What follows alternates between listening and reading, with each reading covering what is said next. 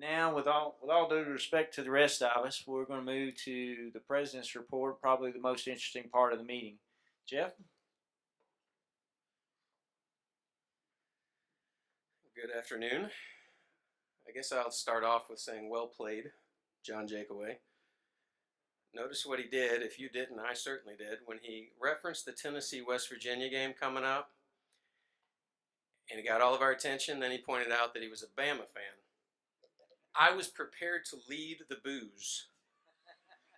But he threw in the Vanderbilt alum, and he knew that as one also, he had me silenced with that. So had he left out the Vanderbilt alum thing, I would have gladly led the chorus of boos on the Alabama thing. So well played. So this is my third opportunity to get up and share with you all, and I think I get a little more excited about it every year because I'm telling an ongoing story. We don't just flip a switch when the year changes on the calendar. It's an ongoing story. It's an ongoing event to serve you. It's an ongoing lifestyle to serve you. And so as that story continues to unfold, I get more and more excited about being able to share it with you. And we all know when you speak, you're supposed to start, if you're going to have a slide or you've got to come up and say something cunning, you've got to have the grab, right? What? That's the grab, but it's not what you think. Yes, those are my children, but they're actually a part of the story today. I'm going to get back to them in a minute, but I wanted to start with that and just kind of leave you hanging while I go on to what's already been referenced as some of the real exciting stuff, statistics. Let's talk data for just a quick second. Some of this has already been given to you, our current numbers, our year-end numbers, but I want to show the escalation or the trajectory of those numbers from this time last year. This time last year, our Tier 1 capital was 537. As pointed out, it's 648 now. Just to give some perspective, for a corporate, 4% is considered adequately capitalized and 5% is considered well capitalized. So I know that's a little different than the numbers you guys benchmark to, but for a corporate, that's where we're benchmarked, and so that shows how well above well capitalized status we are. Retained earnings ratio, which is the important number now, this time last year was 1.79. As John mentioned, now is 2.3 as of month end July. He asked if we would be at 250 by this time next year. We're on track to be there by the end of the first quarter. So 250 is a big number. If you jump down to the bottom of the slide, I'll tell you why. Last year I mentioned as a proposed rule. Now it's the new rule. The 704-2020 number has changed. Now we have a retained earnings benchmark or bogey of 2.5%. If you look up at the total capital and Tier 1 capital, you'll see that the total capital this time last year was 88.9 million. Now it's 94.9. But the Tier 1 capital, 66.8 versus 78.3. I don't want you to get lost in the numbers. Just know that Tier 1 capital, there's a gap between that and the total capital number, and that's where the current formula comes into play. It does not allow us to count all of our capital. The Tier 1 number is what's used in our formula calculation. When we get to 2.5% retained earnings, we will then be able to use all of our PCC again. If we were using that capital at this point in time, our capital ratio would be 7.75%.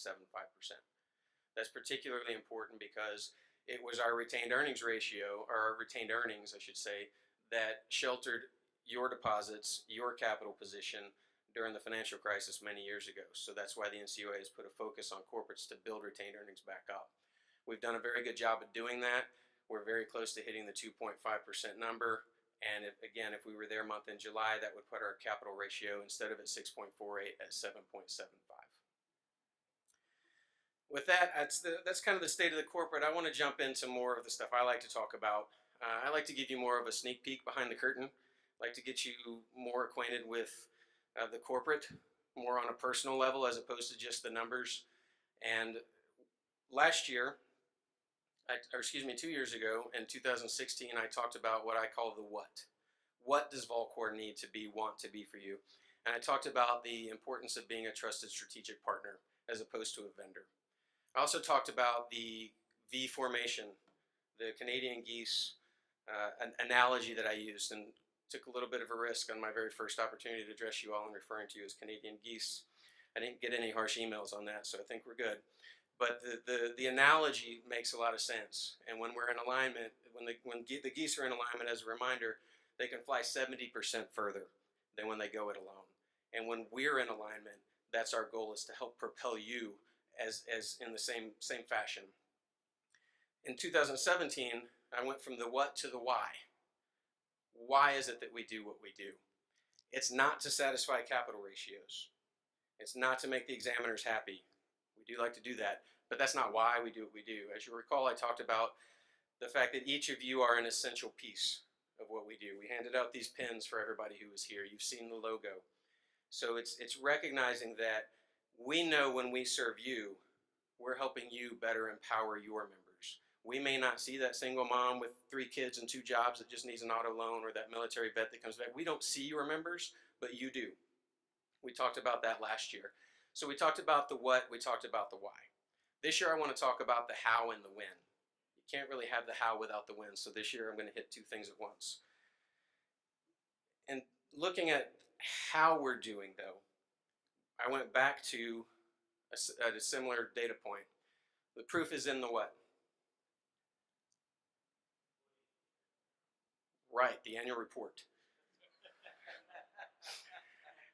If you look at the annual report, if you haven't seen it yet, look online. Ernie and they did a fantastic job putting that together. He used quite a few quotes that came from the member survey and put them in the annual report, and I pulled a few of them out. And I just want to kind of look at these, because it really, when I looked through that, it really feeds into everything else I'm talking about today. So being our go-to contact is probably the greatest value VolCorp presents for us. Having a source that provides answers is critical. Volunteer Corporate has always been an excellent partner in providing information, whether it's a product or service you provide or providing useful information regarding useful service you do not provide. VolCorp has always helped us serve our members.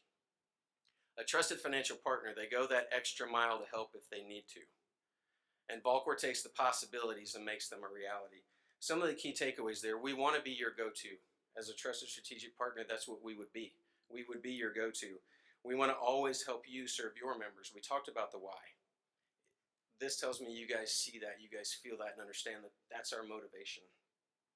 We want to be a trusted strategic partner that you know will go the extra mile for you when you need us to. And we always want to be able to make the possibilities a reality. So I don't know who said these. Could be somebody in here recognizes one of those as what you put on the member survey. It comes back anonymous, which is actually what makes it a beautiful thing. I don't know where it came from, but somebody in the membership felt compelled to say these things. And this is really telling me that you guys are seeing who we want to be for you, and more importantly, feeling and recognizing who we want to be for you. So this gives us a good opportunity to say, we did it. We've accomplished our goal. We got what we wanted. We've established ourselves as a trusted strategic partner. But it's not how good you are, it's how good you want to be. And we don't want to rest on our laurels. We don't want to get comfortable thinking, well, we've done it, because competition's not going to stop. The banks aren't going to stop vying for your members' attention. The other corporates, the banks, Apple, Google, Walmart, they're not going to stop vying for your attention and things that we offer you. So we've got to continue to focus on how good do we want to be. So today is that how and when. I want to talk about how and when we want to demonstrate this commitment to you. My source of inspiration, as you well know if you know me, is generally from the same areas. It's family and friends. It's things that I see or hear that really resonate with me. It's from church, particularly the latter. And so you're going to see a little bit of all that in how I approach this today. We're going to start at the end, then I'm going to jump quickly to the beginning, but we're going to spend most of our time dancing in the middle. And this is where I came back to this. Remember these girls? I said at the beginning that I used them as the grab, but they're actually a part of the story. So these are my children, in case you haven't seen these girls before, my wife and my 2 little ones. But this is what can happen if you blink and you're not paying attention, right? I mean, come on, y'all. Do you really think the marketing department can give me a 20-foot screen, a clicker, and a captive audience, and I'm not going to have a proud daddy moment built into it somewhere? But this is what happens if we stop paying attention. Things can quickly change. It quickly can transition to something else. So I want to tell 2 stories, and I'm going to relate those to how we try to serve you. And they're family stories, they're personal stories. My grandparents, my grandfather was military, he was Army, he was a foster child, so as soon as he was old enough to go into the military, he went Army. He happened to be in Nashville for whatever reason many years ago. My grandmother lived here, worked at a diner. He was hungry. He walked in for lunch. Saw her behind the counter and walked up to her, and the very first thing he said to her, first words he ever spoke to her, "Little lady, I'm going to marry you." Bold. Very first words she spoke to him, "Oh, no, you're not." She was bold for 2 whole weeks. They got married 2 weeks later. They were married for 52 years, had 7 children. He died in 1994. She died a year later of a broken heart. At their 50th wedding anniversary, I was 15. He and I were talking. He was telling me that story. And I was just in a trance listening to the story. I thought it was amazing. And being 15 and wise in all things relationship at that point, I said, "Well, Papa, you guys must have been really good at the big stuff when life threw curveballs." And he put his hand on my shoulder and he said, "No, son." He said, "We were really good at the little things." He said, "Because when you're really good at the little things, you trust each other when the big things come up." That stuck with me. That was in 1992. And I'm sharing that story today. Fast forward to these girls. So that was the beginning. From that comes my mom. You guys know how it goes from there. These girls, these 2 little turkeys. Ever since I could speak to Morgan, the 9-year-old now, I've been ingraining the same storyline into her mind. And I do it now with Scarlett, the 3-year-old. If they were here, I could ask them the same 2 questions and guarantee you the answer. I could say, "How much does Daddy love you?" And they would say, "So much." And I'd say, "When?" And they would say, "Always, no matter what." So when we're having fights, which we do more when they're 9, she can be angry and I can get to the climax of the heat of the argument and I can say, "How much does Daddy love you?" "So much." That's right. "And when?" "Always, no matter what." "Even right now?" "Yes." We're building trust. So when she's 15 and we're having much different arguments, always, no matter what, we're building trust for those tough times. Scarlett would say the same answers right now. So what we're working on there is always doing the little things, always, and doing it in such a fashion that we can build trust so that when the big things come up, we can be here for you. I went to a conference a couple weeks ago. It was sponsored by Lifeway and happened to be hosted at my church, so it was really convenient for me to get to. And Trip Lee was one of the speakers. I don't know if you've heard of Trip Lee. He's a Christian rapper. But he spoke. He gave a sermon. And I'm going to paraphrase a little bit of what he said. He wasn't talking about credit unions. He was talking about our faith journey. But I'm going to translate it for you after I paraphrase what he said. He said, "Faith in Christ is a lifestyle, not an event. And if we treat it as a finished product rather than a work in progress, it will be neglected. If we think we're already at a destination, then we relax too early." Translation in our industry. Our service to you is an ongoing journey where we must excel in the little things, always, no matter what, to ensure that we consistently build that trust and never get too relaxed, so that you can turn to us when life, competition, business throws those big heavy curveballs at you. Another thing I heard recently from Stephen Furtick, he said, "One way you can tell something is important is when it's repeated." I was kind of marinating in what I heard from Trip Lee when I heard Stephen Furtick say this. And then I realized in the background the song that was on the radio. And it's a song called "Dream Small." And I just want to read a couple lines from it. It says, "It's visiting the widow down the street, or dancing on a Friday with your friends with special needs. These simple moments change the world. Of course, there's nothing wrong with bigger things, bigger dreams. Just don't miss the minutes on your way to bigger things, because these simple moments change the world." It's okay to have big visions. It's okay to think big, so long as we focus on excelling in the little things along the journey. We've all heard or many of us probably have heard the analogy about building the cathedral. They had lots of folks, lots of bricklayers working on this cathedral, and the super was going around and wanted to make sure he had the right people doing it. And he was asking them all the same question, "What are you doing?" Some said laying bricks. Some said building a cathedral. We're invested in your vision. At VolCorp, we're building a cathedral. We're helping you build a cathedral. We never want to think of the service we provide you as an event. It's always a lifestyle. It's always an ongoing story. We're putting people at the center of everything we do. Our goal, our intent is to empower our people so they can empower your people, so you can empower your members. We want to do that with service excellence always, no matter what. We want to do that with a great deal of passion. We want to do that constantly evolving, constantly being able to be responding to those curveballs that come your way. So what are we doing different?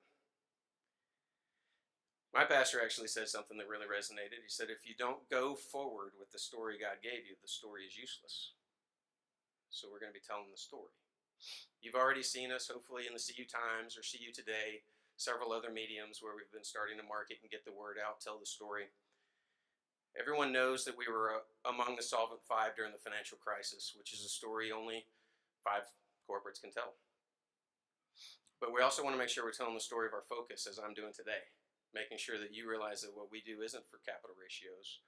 It's not for our bottom line. It's for your member. Some other entities lose focus of that.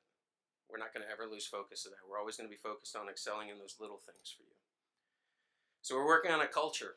We're working on building a culture. We're going to focus on that marketing effort. We want to be on your speed dial when there's a problem. We want to earn our way onto your speed dial, number 1 on your speed dial, when there's not a problem. We want to be who you turn to as your trusted strategic partner. We're strengthening our service excellence, enhancing our R&D. John already talked a little bit about the training facility that we've established. We're working on doing training so that we can work on ease of business. Research and development, we want to start to roll out some new products so that we can create an ease of doing business for you with us, for your members with you. We're partnering with others. There'll be an announcement coming out from another corporate next month where we've partnered with another corporate, trying to really help spur and push and bolster the movement.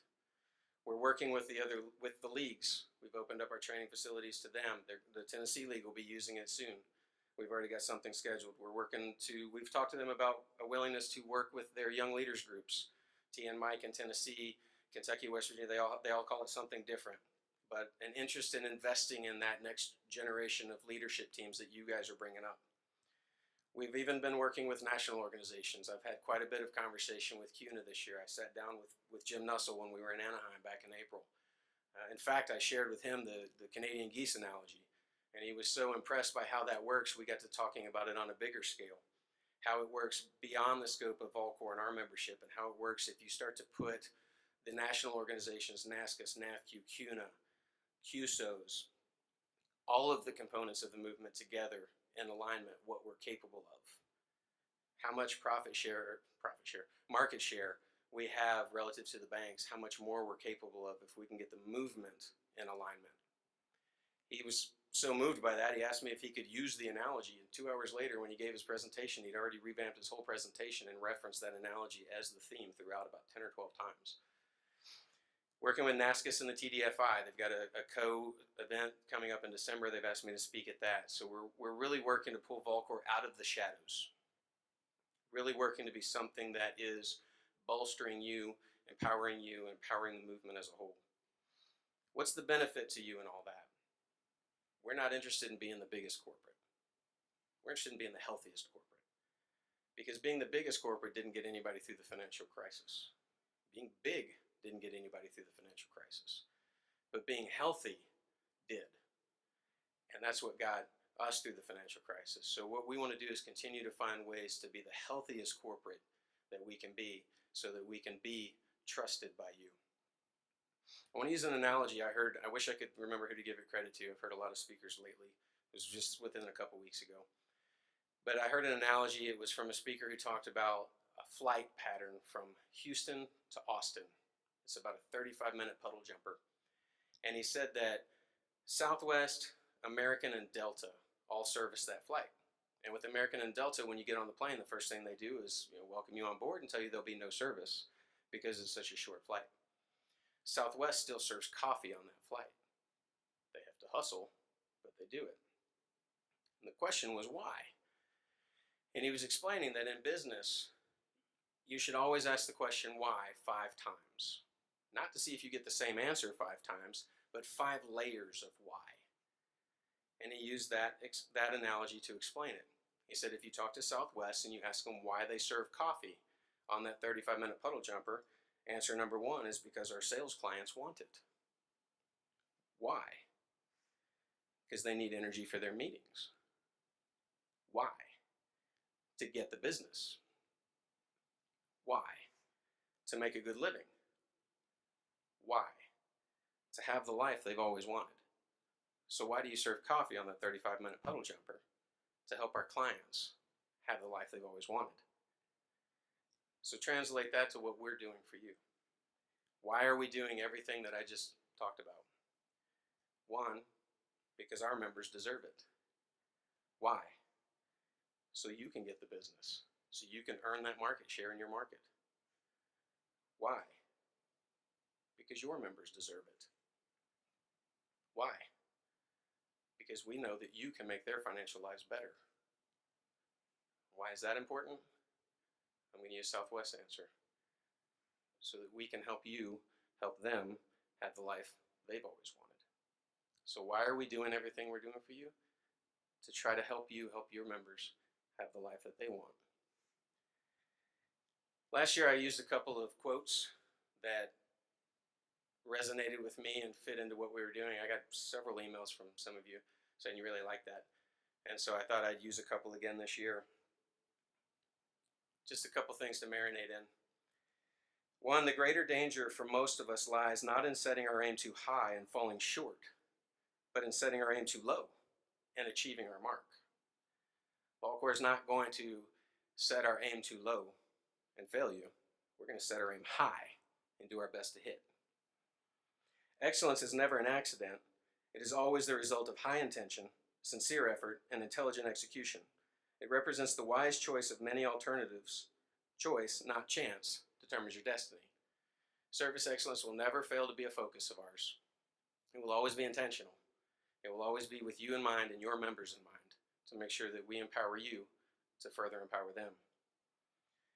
Now this is the point where I was going to say that my staff was sitting back easy in their chairs because they thought they weren't going to have to be recognized, but since John already made them stand up, I want to make them stand up one last time and be recognized one last time. So if you all would please stand up. These are the folks that are doing everything I just said.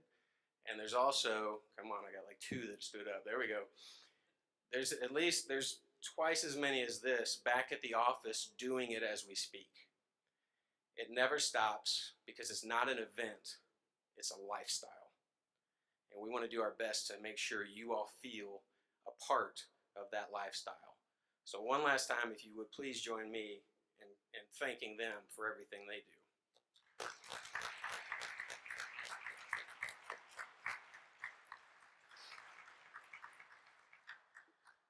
Now I want to land this plane, no pun intended after the Southwest analogy, but I guess it did fit. I want to land this plane and I want to say it right, because after I wrote it down I thought, man, that sounds pretty good, so don't screw it up when you say it. So I'm going to actually read it.